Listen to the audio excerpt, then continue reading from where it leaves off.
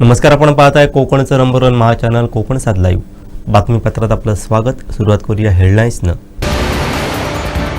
कवलीत अवैध सिलिका उत्खनन क्षेत्राच्या PTS मोजमापाचे आदेश. कुडाळात रेल्वे स्थानकाच्या सुशोभीकरणाचे वाजले 3:13 आणि साठेली.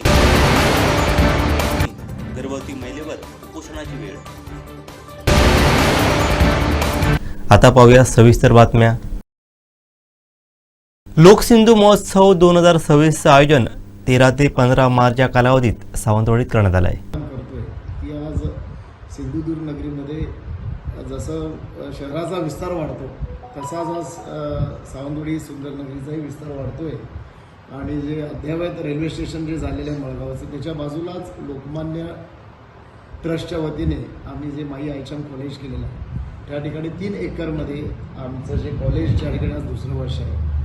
आणि ह्याच्या पाठीमे डॉक्टर श्रीमान किरण ठाकूरजी यांचा जो एक महत्त्वाचा एक दृष्टिकोन जो आहे, तो दृष्टिकोन की कोकणाला जे वरदान मिळालेलं आहे निसर्गाचं, आणि या ठिकाणी पर्यटन स्थळ जे आहे आणि भविष्यामध्ये येणाऱ्या पर्यटकांना प्रोफेशनली म्हणतो जे आपण की आदर तिथे हे कोकणाचा आपला हा एक स्वभावच आहे किंवा आपण सगळ्यांना मान सन्मान करतो किंवा आपण, परंतु प्रोफेशनली ज्या पद्धतीनं आपल्याला येणाऱ्या पर्यटकांना ज्या पद्धतीनं आपण त्यांचा पाहुणचार करणं, हॉस्पिटॅलिटी देणं, निसर्ग तर आपलं देणंच आहे, परंतु त्या ठिकाणी जी रिक्वायरमेंट हॉस्पिटॅलिटी जी आहे ती मिळण्यासाठी एक प्रोफेशनल म्हणतो जे आपण व्यावसायिक जे काही स्टाफ आहे त्यांच्यासाठी हे आम्ही त्या कॉलेजच्या मधून आपल्या कोकणातल्या मुलांना आपण ट्रेन करतो आहे. त्याच्यातून बरेच प्रकार आहेत. मग केक संस्कृती असेल किंवा जे काय शेफ जे म्हणतो आपण ते चांगले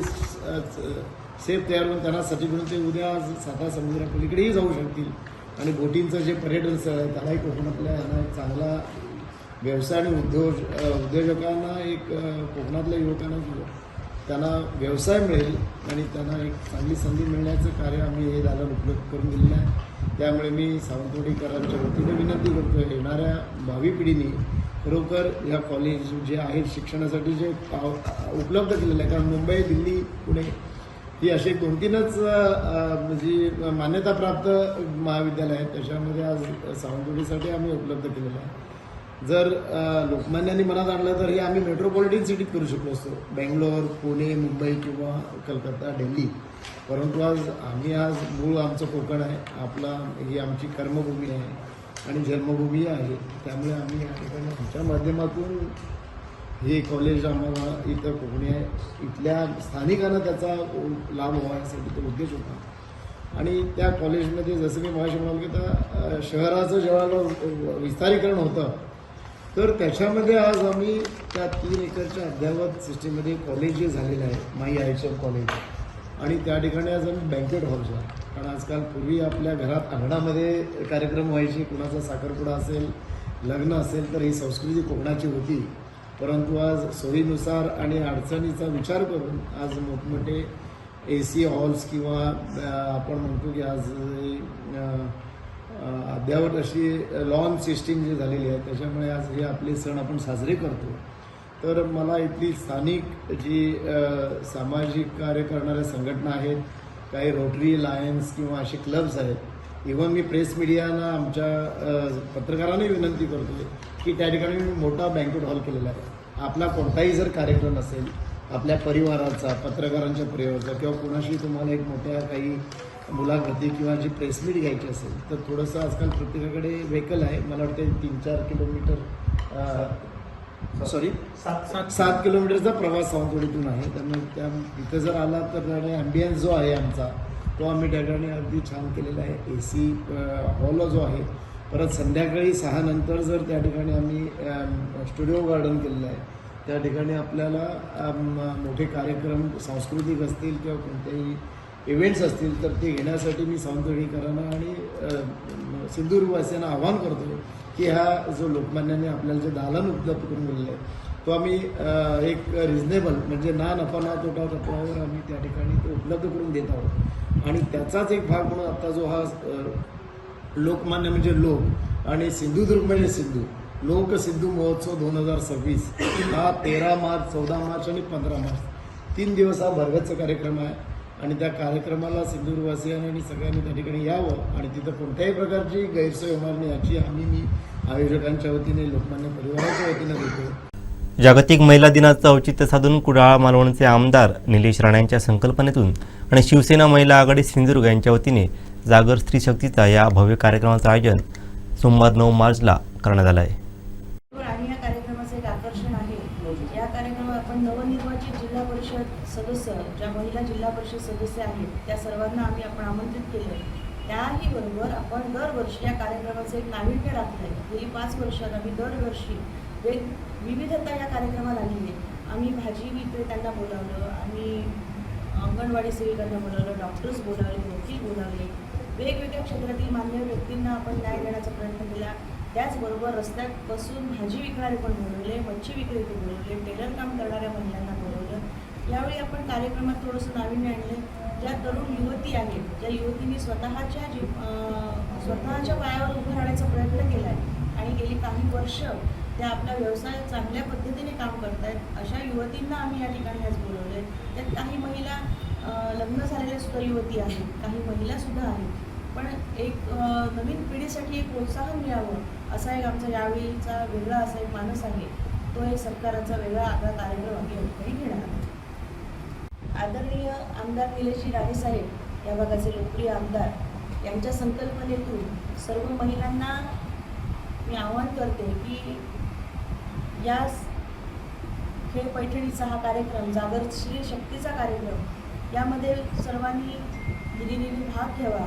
प्रत्येकाला एक व्यासपीठ मिळावं अशी संकल्पना आपल्या आमदारांच्या मनात ज्यावेळी सुरू झाली आणि 5 वर्ष आम्ही या ठिकाणी करतोय. निश्चित आपल्या सहभागातून आणि ही कार्यक्रम हा आपण दरवर्षी आपण घेत राहू. त्यामुळे आपला सहभाग हा नेहमीप्रमाणे वाढता असेल एवढंच मी आवाहन करते. जास्तीत जास्त लोकांनी या कार्यक्रमात सहभागी व्हावं. आदरणीय निलेशजी राणेसाहेब यांच्या वेळेनुसार ते आपली उपस्थिती दर्शवतील, कारण अधिवेशन चालू आहे. त्यामुळे त्यांच्या वेळेनुसार ते येतील. त्यांचं सहकार्य, त्यांची संकल्पना आहे, त्यांचं सहकार्य तर आम्हाला दरवेळी असतं, त्यांचं मार्गदर्शन असतं. यावेळी प्रमुख उपस्थिती या कार्यक्रमाचे उद्घाटक या आपल्या जिल्ह्याच्या कलेक्टर मॅडम आहेत, आदरणीय तृप्ती धोरमिसे, आणि आम्ही सर्व नगराध्यक्ष आहेत, कुडाळ मालवणच्या नगराध्यक्ष आहेत. आम्ही सर्व मैत्रिणी मिळून हा कार्यक्रम करत आहोत. त्यामुळे आम्ही सर्वजणांच्या उपस्थित हा कार्यक्रम समारंभ या ठिकाणी आहे. प्रत्येक महिला या ठिकाणी हळदीकुंकू घेऊन जाणार. म्हणजे आमच्या कार्यक्रमाचं खास आकर्षण असं एक आहे की या मैदानात आल्यानंतर, या कार्यक्रमात सहभागी झाल्यानंतर प्रत्येक महिला हातात घराकडे जाताना प्रत्येक महिला एक ना एक वस्तू घेऊन घरी जात असते आणि ती प्रत्येक वस्तू गृह उपयोगी आहे वस्तू देतोय. आणि ज्या गृहोपयोगी ज्या वस्तू आहेत अशा वस्तूंचं आपण या ठिकाणी बक्षीस म्हणून त्या ठिकाणी आपण त्या महिलांना देतो. हे सगळं करत असताना रात्री उशीरपर्यंत आपला कार्यक्रम चालू असतो. आपले सगळे सहभागी स्पर्धक, या ठिकाणचे प्रेक्षक, पूर्ण कुडाळ मालवणमधील काही स्पर्धक या ठिकाणी थांबून अगदी 12 वाजून गेले तरीसुद्धा आपला वेळ आम्हाला देत आहे. अशीच आमच्यावर या ठिकाणी माया ठेवावी अशी मी या ठिकाणी सगळ्यांना आवाहन करते. येणाऱ्या 9 तारीखला आम्ही हा कार्यक्रम घेतोय. 8 तारीखला 8 मार्च हा कार्यक्रम, सगळीकडे 8 मार्चचा कार्यक्रम असतो. त्यामुळे आम्ही आमचा कार्यक्रमाचा वेळ हा 9 मार्चला ठेवला आहे. कारण इतर सर्व मंडळं 8 मार्चला कार्यक्रम घेत असल्यामुळे आम्हाला 9 मार्चला हा सर्व मंडळांना आम्ही आमंत्रित या ठिकाणी करतो. त्यामुळे आमचा कार्यक्रमाचा दिवस हा 9 मार्चला आहे. या ठिकाणी आकर्षक अशी लकी ड्रॉ स्पर्धा ठेवली आहे. वेगवेगळ्या प्रकारची बक्षिसं आहेत. ती बक्षिसंसुद्धा गृह उपयोगी अशी आहेत. फक्त इथे उपस्थित ज्या मंडळींना इथे उपस्थित असतात त्यांनाच ती बक्षिसं मिळतात. सावंतवाडी शहरातील मुख्य बाजारपेठेत असणाऱ्या महावितरणच्या पोलवर स्पार्किंग होऊन बराच वेळ आगीच्या ज्वाळा दिसत होत्या. येथील नागरिकांना महावितरणला कळवताच कर्मचाऱ्यांनी तात्काळ धाव घेतली. मात्र यामुळे नागरिकांच्या सुरक्षिततेचा प्रश्न पुन्हा एकदा ऐरणीवरती आला आहे.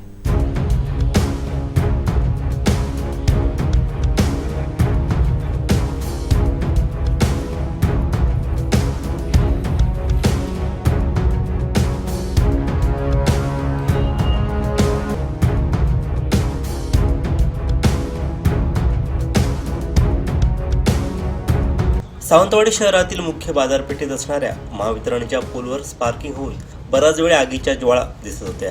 येथील नागरिकांनी महावितरणला कळवताच कर्मचाऱ्यांनी तात्काळ धाव घेतली. मात्र यामुळे नागरिकांच्या सुरक्षिततेचा प्रश्न पुन्हा एकदा ऐरणीवर आलाय. महावितरणच्या कारभारामुळे शहरासह तालुक्यात हकनाक जीव गेल्याच्या अनेक घटना घडल्या आहेत. यात आज येथील आरपीडी रोड परिसरातील पोलवर स्पार्किंग होऊन बराच वेळ आगीच्या ज्वाळा दिसत होत्या. 10 मिनिटांहून अधिक वेळ हा प्रकार सुरू असताना पोल खालून नागरिकांची ये-जा सुरू होती. बघ्यांच्या गर्दीमुळे काही जण सावध होऊन माघारी परतले.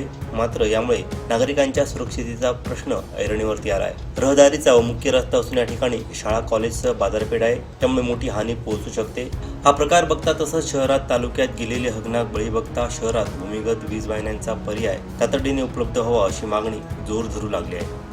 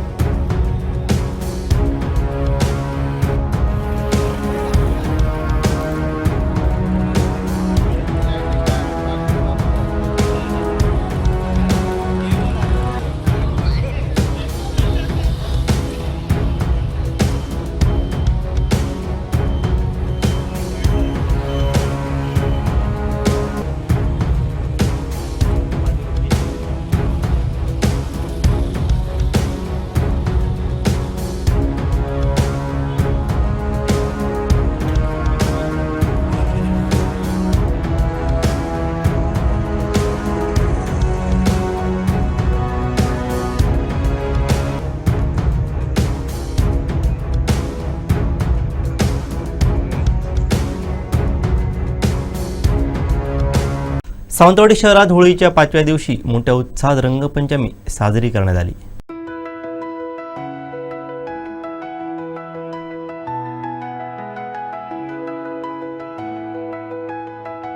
सावंतवाडी शहरात होळीच्या 5व्या दिवशी मोठ्या उत्साहात रंगपंचमी साजरी करण्यात आली. रंगांची उधळण करत, कृत्रिम पाऊस पाडत, डीजेच्या तालावर आबालवृद्धांनी रंगोत्सव साजरा केला. सायंकाळी इसवटी महापुरुष सबनीसवाडा येथील रोमटानं होळीचा कुमट्या येथे उत्सवाची परंपरेनुसार सांगता केली.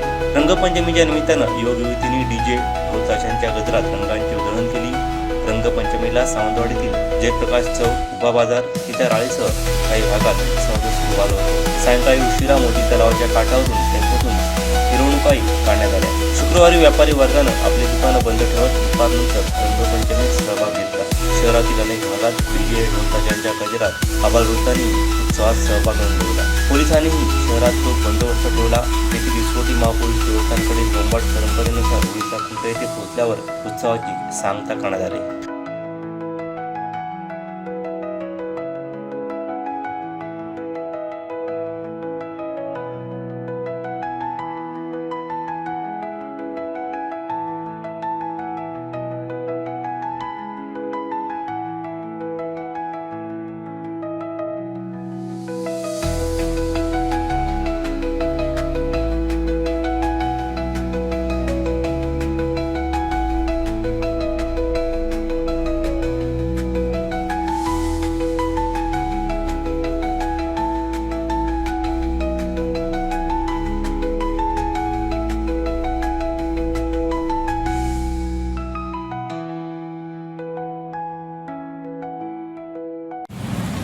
आज रंगपंचमी सावंतवाडीचा उत्साहात असा वावरणारा हा एक सण सगळ्या सावंतवाडीकरांसाठी सावंतवाडी नगर परिषदेच्या वतीने मी खूप खूप शुभेच्छा देतो. रंगपंचमी सगळ्यांना सुखाची समृद्धीची जावो हीच पाठीसूचन मी प्रार्थना करतो.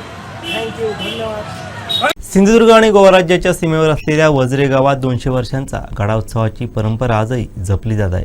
हा उत्सव बघण्यासाठी गोवा, कर्नाटक तसंच सिंधुदुर्गमधील अनेक भाविक दाखल झाले होते.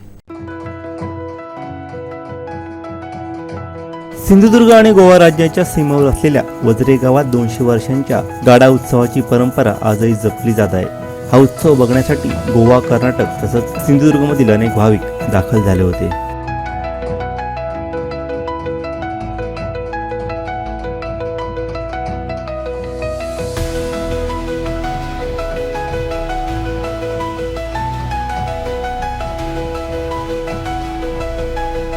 अर्थसंकल्पावर उपमुख्यमंत्री एकनाथ शिंदे यांनी काय प्रतिक्रिया दिली पाहूयात. आवश्यक असा अर्थसंकल्प मुख्यमंत्री महोदयांनी मांडलेला आहे. खरं म्हणजे आज अजितदादांची जी काही कमी आम्हाला नक्कीच जाणवली. कारण अजितदादांनी 11 वेळा अर्थसंकल्प मांडला होता आणि अतिशय शिस्तबद्ध आणि काटकसर आणि योग्य ठिकाणी योग्य कामासाठी तरतूद अशा प्रकारचा त्यांचा अर्थसंकल्प असायचा. दुर्दैवाने त्यांचा दुःखद निधन झाल्यामुळे या अर्थसंकल्पावर देखील दुःखाचं सावट आहे. परंतु मुख्यमंत्री महोदयांनी एक अर्थमंत्री म्हणून आजचा जो अर्थसंकल्प मांडलेला आहे तो खऱ्या अर्थाने अजितदादांना एक श्रद्धांजली देणाराच अर्थसंकल्प आहे. कारण त्यामध्ये सर्व समावेशक असा हा अर्थसंकल्प आहे. त्यामुळे याच्यामध्ये एक अभ्यासू आणि दूरदृष्टी असलेला अर्थमंत्री वित्तमंत्री आपण महाराष्ट्राने पाहिलेला आहे. त्याच्यामध्ये हा एक विजनरी अर्थसंकल्प आहे आणि विकसित महाराष्ट्र 2047 कडे खंबीरपणे वाटचाल करणार आहे. जसं देशाचे प्रधानमंत्री नरेंद्र मोदीजींचं विकसित भारत 2047 कडे वाटचाल सुरू आहे आणि म्हणून त्यामध्ये मोठ्या प्रमाणावर योगदान देणारा हा महाराष्ट्राचा अर्थसंकल्प आज आपण पाहिलेला आहे. आणि मी त्यामुळे खऱ्या अर्थाने मुख्यमंत्री महोदयांना ऍज अ वित्तमंत्री म्हणून त्यांचं अभिनंदन करतो. कारण त्यांनी सर्व समावेशक हा अर्थसंकल्प या ठिकाणी मांडलेला आहे आणि त्यामध्ये संपूर्णपणे पायाभूत सुविधा, लास्ट माइल कनेक्टिव्हिटी, यामध्ये रस्ते, त्याचबरोबर रेल्वे, मेट्रो, जलवाहतूक या सगळ्याच कनेक्टिव्हिटी त्यांनी दिलेली आहे. आणि प्रकल्पांवर, पायाभूत सुविधांवर 21% भांडवली खर्चावर जास्तीचा खर्च या अर्थसंकल्पामध्ये आहे. आणि मी पुन्हा एकदा सांगतो, मगाशी देखील सांगितलं, ज्या राज्यामध्ये पायाभूत सुविधांवर जास्त खर्च होतो, पायाभूत सुविधा मोठ्या प्रमाणावर ज्या राज्यामध्ये सुरू असतात, त्याचा ग्रोथ आणि त्याचा विकास गतीने होत असतो. आणि म्हणून आपलं राज्य महाराष्ट्र हे संपूर्ण देशामध्ये जास्त पायाभूत सुविधा सुरू असलेलं राज्य आहे आणि त्यामुळे या माध्यमातून मोठ्या प्रमाणावर पायाभूत सुविधाही आहेत, लोकांना पायाभूत सुविधांचा फायदाही मिळेल. आणि राजाभाऊ फोड यांनी महादेव मुंडे प्रकरणी धनंजय मुंडे यांच्यावर गंभीर आरोप केले आहेत. पत्रकार परिषद घेण्याचं कारण म्हणजे स्वर्गीय महादेव मुंडे यांच्या मृत्यूला आज 2 वर्षे 4 महिने 14 दिवस म्हणजेच 865 दिवस झाले असून आतापर्यंत ही आरोपी अटक झालेले नाहीत. त्यात कुठला निष्कर्ष लागला का नाही लागला ह्याच्या माहिती आमच्या समोर आलेल्या नाहीत. यापूर्वी सुद्धा आम्ही 25/7/2025 ला सासर आणि माहेरच्या लोकांतर्फे पळी बंद केलती, रस्ता रोको केलता. त्यानंतर महाराष्ट्राचे मुख्यमंत्री आदरणीय देवेंद्र फडणवीस साहेब यांनी एसआयटी स्थापना करून वैधानिक तपास पद्धतीनं अवलंबन करत संशयितांची नार्को टेस्ट, ब्रेन मॅकिंग, इतर तांत्रिक चाचण्या केल्या किंवा करण्याचा निर्णय घेतला. आणि त्यामुळे आम्ही मुख्यमंत्री फडणवीस साहेबांचं स्वागत करतो आणि पंकज कुमार सारखे अधिकारी नेमले. त्यामुळे आम्हाला कुठतरी वाटलं की आधार मिळाला आणि आता काहीतरी होईल. पण आज रोजीपर्यंत पुरवणी जबाब झाले, पुरवणी जबाबामध्ये नावं घेतले, फिर्यादीचे मयताचे बंधू असतील, फिर्यादी स्वर्गीय महादेव मुंडेंच्या पत्नी असतील, आमच्या भगिनी, त्यांचे मेहुणे असतील, सगळ्यांचे पुरवणी जबाब झाले. आणि जबाब झाल्यानंतर सगळ्या चाचण्यासाठी ज्यांना वाटलं एसआयटीच्या पथकाला की ह्यांच्या चाचण्या करायला पाहिजे, ब्रेन मॅपिंग असेल, काय जे असतील त्या झाल्या. आणि त्या चाचण्या झाल्यानंतर सुद्धा आणखीन कुणालाही अटक झाली नाही किंवा त्या चाचण्याचा तपास ओपन केला नाही. त्या कारणावरून आज 865 दिवस झाल्यानंतरही आरोपींना अटक केली नाही किंवा आरोपी केले नाहीत. या प्रकरणामध्ये सुरुवातीपासूनच राजकीय दबाव या प्रकरणावर ह्याचा तपास लागू नये म्हणून स्थानिक आमदार तत्कालीन पालकमंत्री धनंजय मुंडे साहेबांचा होता. हे सर्व महाराष्ट्राला माहिती आहे की धनंजय मुंडे साहेबांच्या बंगल्यावरूनच हे सगळं प्रकरण थांबलं होतं आणि हे प्रकरण थांबल्यामुळं आरोपींना अटक झाली नाही, कुणाला काही होऊ दिलं नाही. यांच्या दबावामुळं हे आरोपी ताब्यात घेतले नाहीत. त्यामुळे अनेक महाराष्ट्रामध्ये या जिल्ह्यामध्ये गुन्हे झाले. संतोष देशमुखांचा मर्डर झाला, त्यानंतर आणखीन बापू आंधळेंचा मर्डर झाला, असे आणखीन प्रकरण झाले. का झाले तर हे प्रकरण स्थानिक आमदार धनंजय मुंडे साहेबांनी दबावाखाली दाबवून ठेवलं आणि आरोपी ओपन होऊ दिले नाहीत. आणि का आरोपी होऊ दिले नाहीत ओपन, तर ते त्यांचा इन्व्हॉल्व त्यामध्ये होता का असा संशय महाराष्ट्राला आणि आम्हाला होता. तर आज ब्रेमहॅकिंगच्या चाचण्या झाल्यात 5 लोकांच्या 10 लोकांच्या, जी आरोपी आहेत त्या आरोपामध्ये किंवा त्यांच्या चाचण्यामध्ये असं निदर्शनात आलेली माहिती आमच्याकडे मिळाली की या माग स्थानिक आमदार धनंजय मुंडे साहेबांचा हात आहे किंवा त्यांच्याच म्हणण्यावर माधव मुंडे यांचा मर्डर झाला. ते काही प्लॉटचे कारण असतील, ते प्लॉट पुन्हा घेतले, का घेतले, ते कार्यकर्ता कुणाचे आहेत, ते माणसं कुणाचे आहेत, हे सगळं आज जे ज्या 5-10 लोकांच्या 6 लोकांच्या जे ब्रेन मॅपिंग ज्या शेवटच्या चाचण्या झाल्या त्या चाचण्यामध्ये त्या आरोपींनी स्थानिक आमदार धनंजय मुंडे साहेबांचं नाव घेतलंय की आम्ही हे स्थानिक आमदार धनंजय मुंडे यांच्या सांगण्यावरूनच केलाय असं त्या चाचण्यामध्ये आलेलं आहे. तरी पण त्या आरोपींना बी अटक केलं नाही आणि हे जे घडून आणलं स्थानिक आमदारानं त्यांना पण त्यांची पण काही चौकशी झाली नाही. देवेंद्र फडणवीस यांनी सादर केलेल्या अर्थसंकल्पावर नितेश राणेंनी काय प्रतिक्रिया दिली पाहूयात. यशस्वी असे मुख्यमंत्री आदरणीय देवेंद्र फडणवीस साहेबांनी महायुती सरकारचा अर्थसंकल्प सादर केला. विधानसभेच्या निवडणुकीच्या निमित्ताने किनारपट्टीवरच्या सगळ्यात ज्या मतदारसंघाच्या कोकणातल्या जनतेला आपण महायुतीवर विश्वास ठेवून आमचे लोकप्रतिनिधी निवडून द्या आणि आम्ही कोकणातला मच्छीमारांचा असो किंवा एकंदरीत सागरी पूर्ण किनारपट्टीचा विकास करू असा शब्द आम्ही सगळ्या जणांनी तिकडल्या जनतेला दिला होता आणि म्हणून देऊ तो शब्द पूर्ण करू. जसा तो एका चित्रपटाचा डायलॉग आहे, मैं कमिटमेंट देने के बाद मैं खुद की भी नहीं सुनता, त्या प्रकारे या अर्थसंकल्पामध्ये मत्स्य व्यवसाय खाते असो, बंदरे खाते असो आणि आमच्या कोकणासाठी या अर्थसंकल्पामध्ये आदरणीय मुख्यमंत्र्यांनी जे अर्थ खातं पण ते सांभाळत आहेत, त्यांनी कोकणासाठी एवढं भरभरून दिलेलं आहे.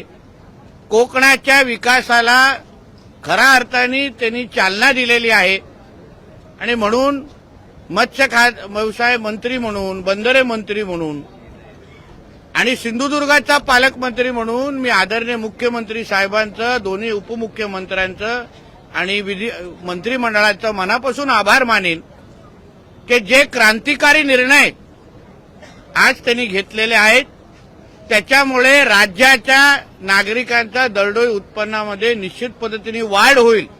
एवढे चांगले निर्णय आज घेतलेले आहेत. सुरुवातीला म्हणजे माझ्या मत्स्य व्यवसाय खात्याचा गेल्या वर्षापर्यंत बजेट हा 414 कोटी होता. 235 ते 226 कोटीपर्यंत आम्हाला मिळायचे. गेल्या वर्षापर्यंत आमच्या मत्स्य व्यवसाय खात्याचा राज्यस्तरीय एकही योजना नव्हती.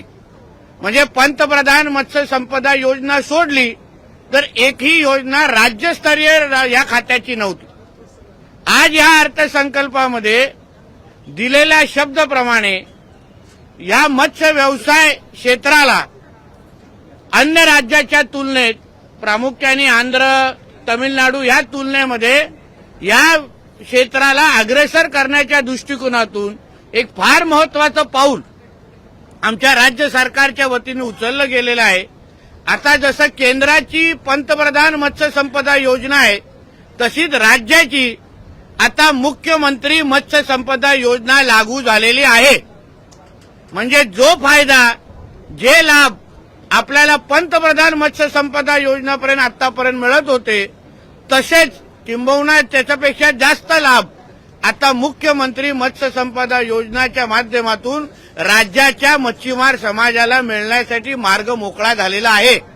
गेल्या वर्षी 414 असलेला आमच्या खात्याचं बजेट हे ह्या वर्षी 1024 कोटीपर्यंत आज नेलेला आहे आणि याचा थेट फायदा राज्याच्या उत्पन्नावर होणार आहे.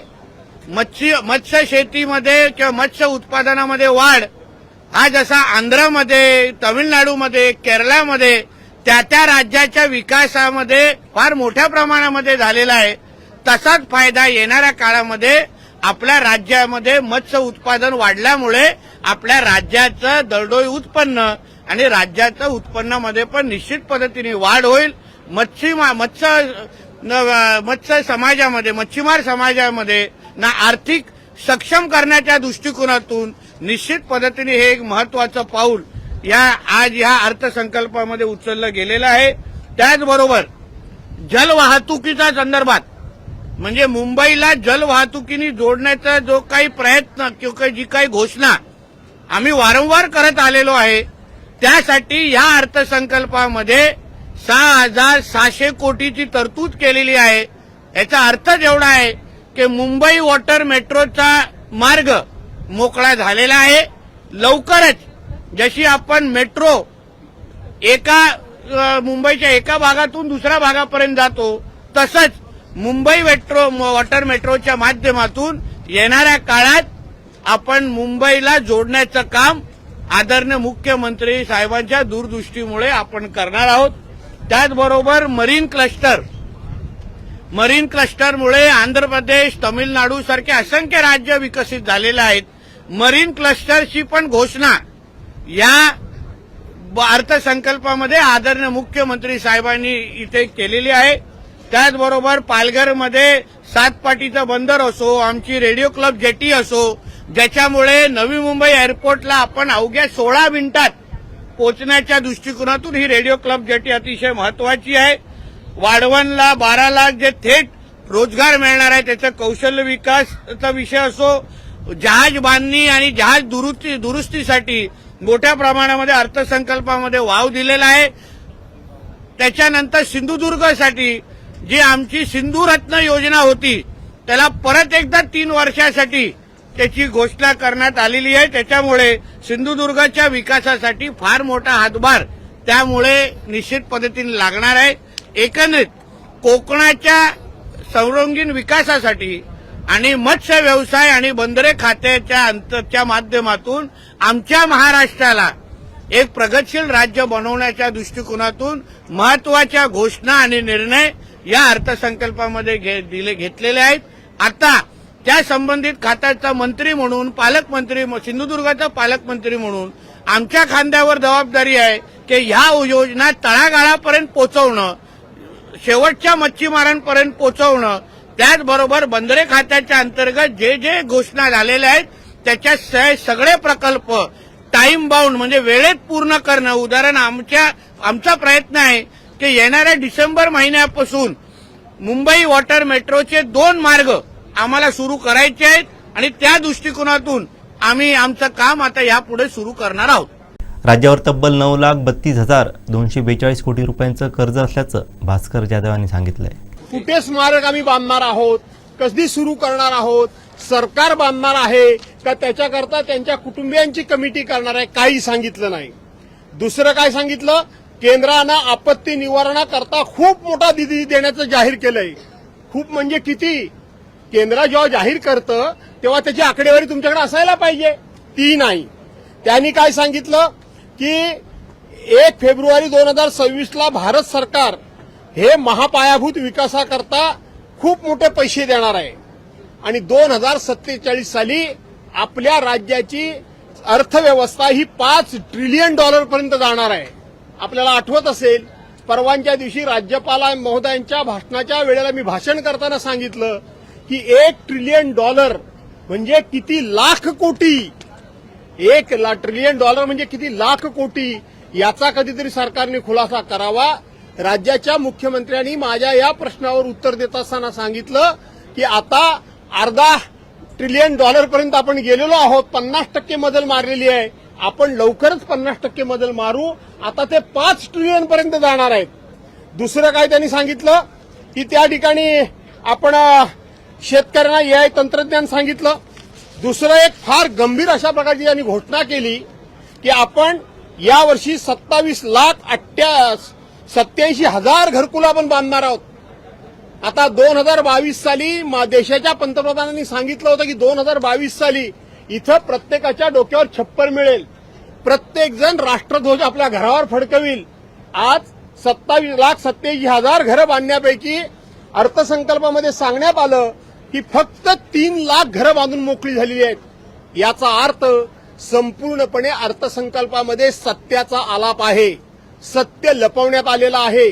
जशी निवडणुकीमध्ये लोकांची फुकटची मतं मिळवण्याकरता भाषणं होतात, तशाच प्रकारचं आजचं अर्थसंकल्पाचं भाषण होतं. यापेक्षा या भाषणाला कुठल्याही प्रकारची काहीही किंमत नाही.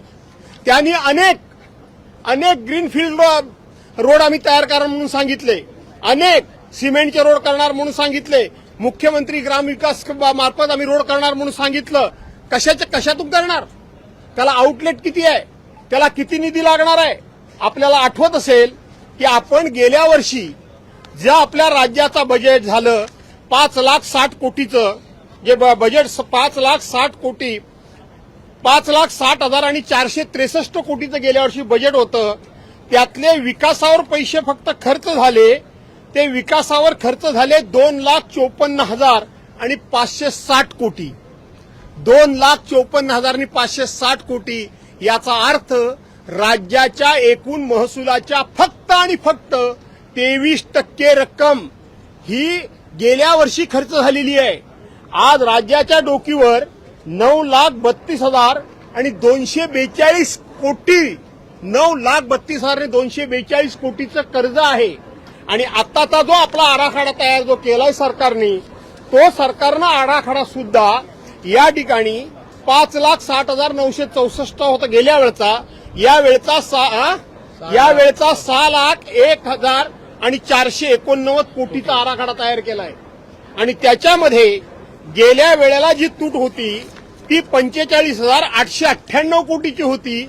या वेळेला जी तूट आहे, महसुली तूट आहे, ती 40,552 कोटीची तूट आहे.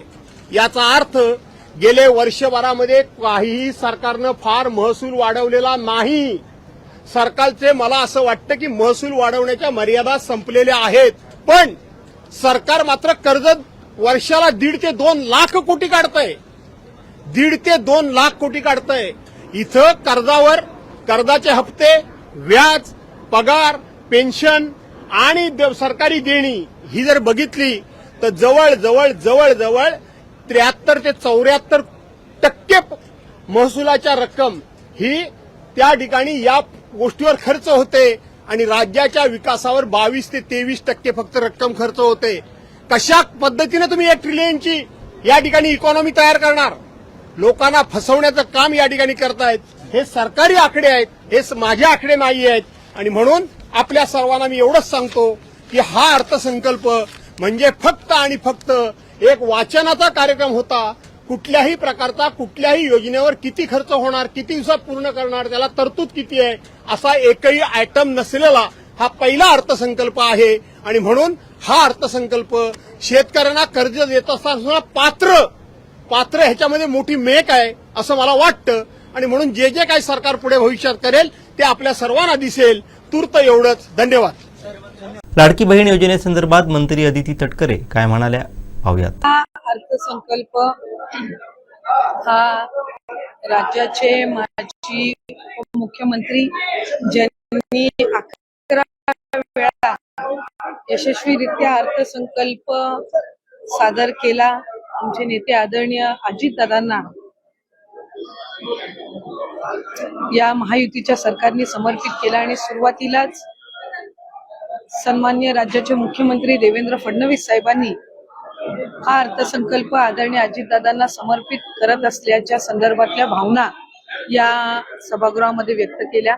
खरं तर यंदाचा हा अर्थसंकल्प आदरणीय दादांचा 12वा अर्थसंकल्प झाला असता आणि ज्याची तयारी सुद्धा दादांनी त्या ठिकाणी 2-3 महिन्यापूर्वी सुरू केली होती।